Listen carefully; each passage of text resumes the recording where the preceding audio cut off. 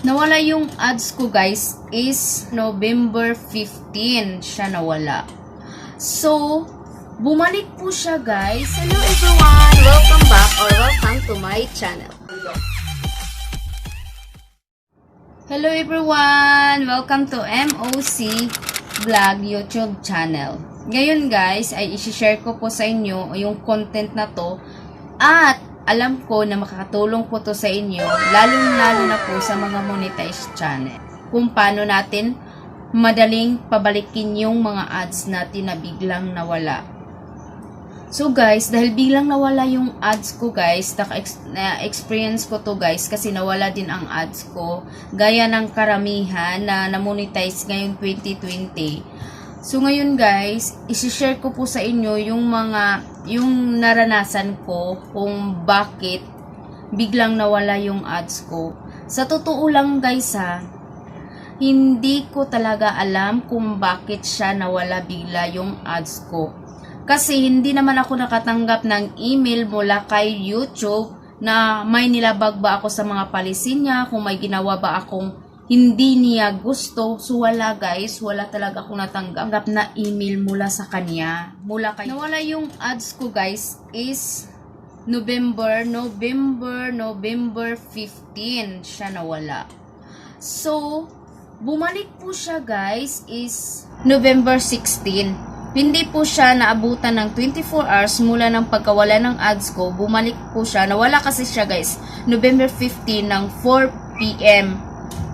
So 4 PM siya nawala guys. So kinabukasan ng November 16 is bumalik po siya ng 2 PM. So diba hindi siya naka 24 hours. So bumalik siya agad. Hindi ko alam guys kung anong gagawin ko. Hindi ko alam kung paano ko siya mapabalik. So nagpapanik ako guys kasi alam naman talaga natin na sobrang hirap gawin para lang ma-monetize ka. Ang dami mong effort na ginagawa para lang ma-monetize ka. So biglang nawala yung ads mo. Siyempre, matakot ka, masaktan ka, at saka mapapanik ka talaga. But guys, wag po kayong magpanik tulad ko. Kasi once na magpapanik kayo guys, hindi kayo makaisip ng ibang paraan kung paano nyo po siya gawin. Ako kasi guys is nagpapanik ako guys. So ang ginawa ko is nagsisearch ako sa ibang mga YouTuber na nakaranas din ng ganung klaseng problema. So ni-search ko, may nakita ko at saka may mga tinanungan din ako ng mga kaibigan ko dito sa YouTube.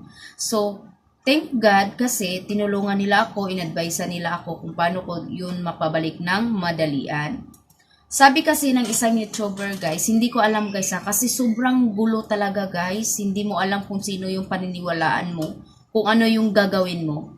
May nagsabi kasi na isang vlogger guys na kailangan mo talagang mag-live ng 8 hours tuloy-tuloy at klaro yung pananalita mo, klaro yung mukha mo, at saka tuloy-tuloy talaga yun na 8 hours. Sabi naman ng iba, wag kayong maniwala kasi hindi yan totoo.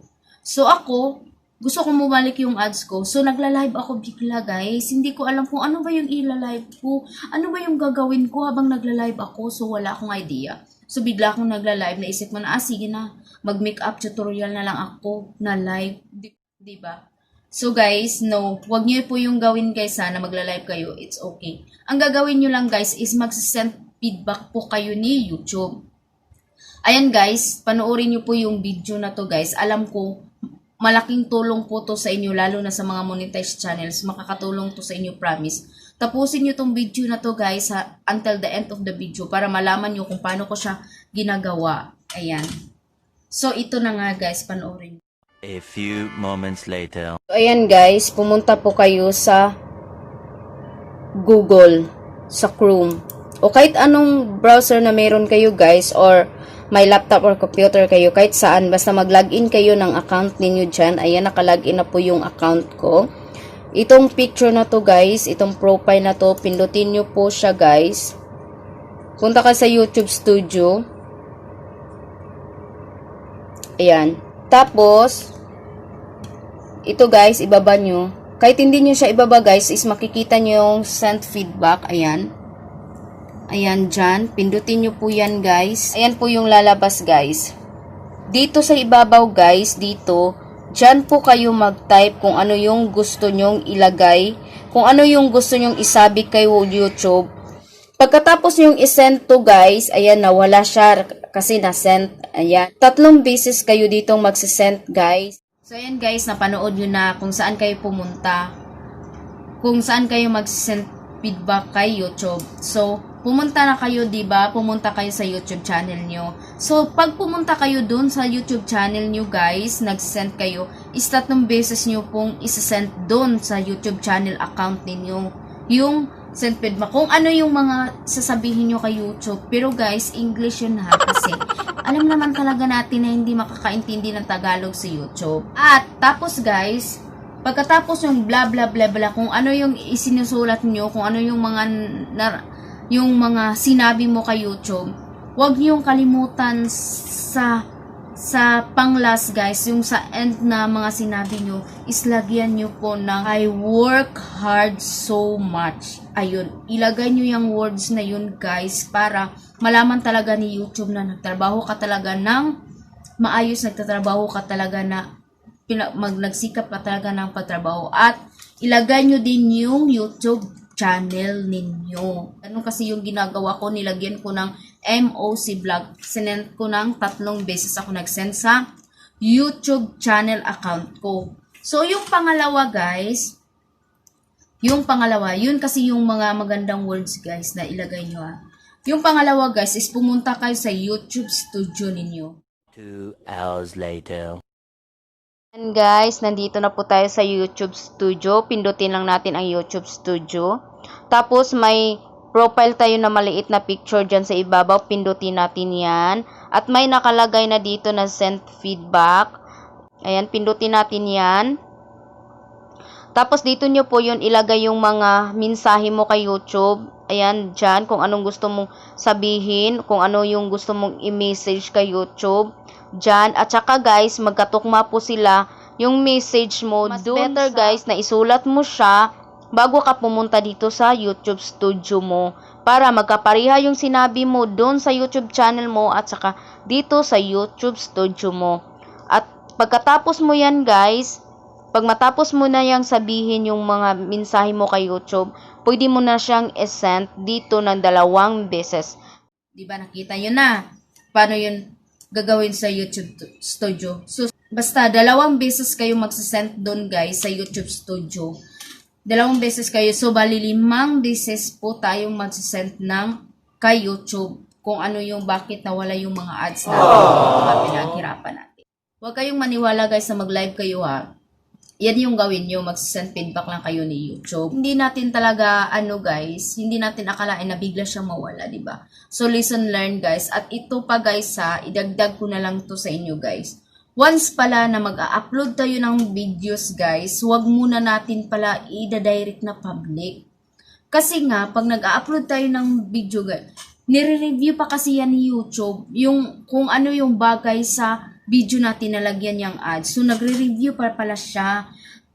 Nagre-review pala siya kung ano yung bagay na ilagay niya ng ads sa video natin. So, mas better pala guys na gawin natin is, ipa-private muna natin.